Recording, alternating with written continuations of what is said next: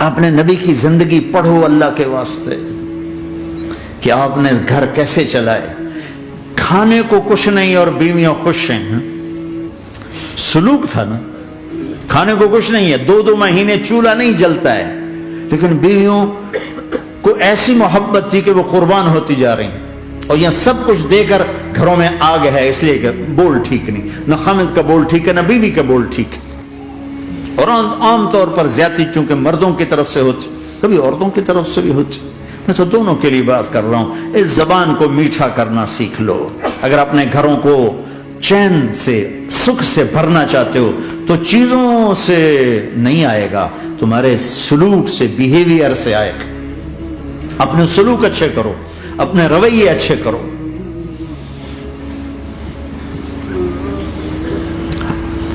مسجد نبوی میں حبشہ کے لوگ, ایتھوپیا, وہ کر رہے تھے چھوٹے چھوٹے خنجر, اس کے ساتھ نا وہ رقص کر رہے تھے.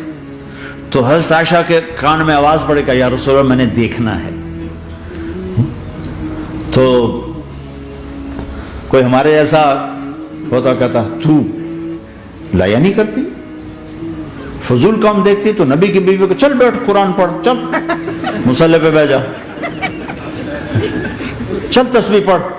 تجھے خیال کیسے آیا, دنیا میں دین مٹ رہا ہے, تمہیں خیال کیسے آیا کہ تو تماشا دیکھتی ہے؟ آپ نے کہا آؤ دیکھتے ہیں. خود آپ دروازے میں کھڑے ہو گئے اور عائشہ کو پیچھے کھڑا کر لیا. عائشہ رضی اللہ فرماتی میں آپ کے پردے میں کھڑی ہو کر میں دیکھتی رہی یہاں تک کہ آپ تھک گئے. ہمارے نبی تھک گئے, اور تھک کے نا کبھی یوں ہو جاتے, یوں ہو جاتے, ایک پاؤں کا سارا, پھر کہنے لگے عائشہ بس نہ کریں. میں نے کہا نہیں ابھی میرا دل نہیں بھرا. اچھا ٹھیک ہے. پھر کبھی یوں ہو رہے ہیں, کبھی یوں ہو رہے ہیں, کبھی یوں ہو رہے ہیں, کبھی ہو رہے ہیں. حضرت عائشہ کہتے ہیں جب میں نے کہا بس, پھر آپ واپس آئے.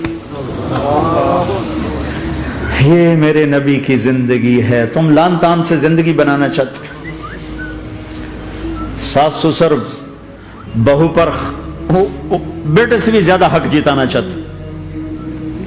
یہ عام معاشرے کی بات بتا رہا ہوں کہ بہت تباہی ہے. میں تو مسائل سن میں تو اب اس دفعہ یہ ارادہ ہے کہ اب میں فون چھوڑ دوں گا, نہیں رکھوں گا, کہ میرے اندر ہمت ہی نہیں رہی کہ میں گھروں کے مسائل, میرا کلیجہ پھٹنے کو ہوگی.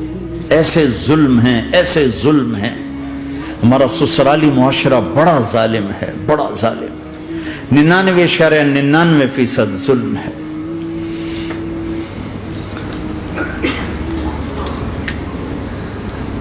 یہاں آنے سے پہلے ایک بچی کی بات, پنڈی سے اس کا فون آیا کہ سسرال نے کہا تھا بچی ہوئی تو طلاق دے دیں گے.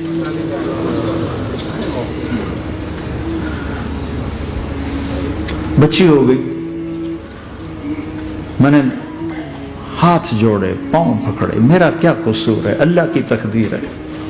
طلاق دے دی, نکال دیا گھر سے.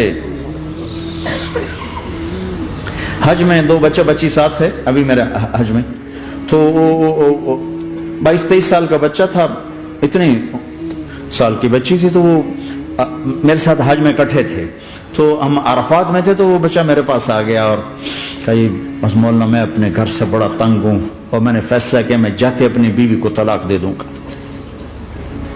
میں نے کہا شادی کتنا عرصہ کا؟ 3 سال. میں نے کہا بیٹا ایسا نہ کرو, میں جب حج سے ہم واپس جائیں گے نا عزیزیہ میں, تو تم دونوں میاں بیوی میرے پاس آنا.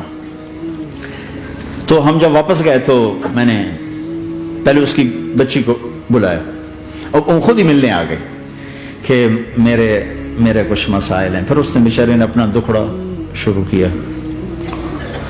تو کہا جی 1 سال بچہ نہیں ہوا تو میری ساس نے مجھے اتنا ذلیل کیا, سسرال نے, یہ تو بانجھ ہے, اس کا تو ہونا ہی نہیں ہے. اور اتنے تانے کہ میرے ماں باپ بھی رو برا حال, میرا رو برا حال.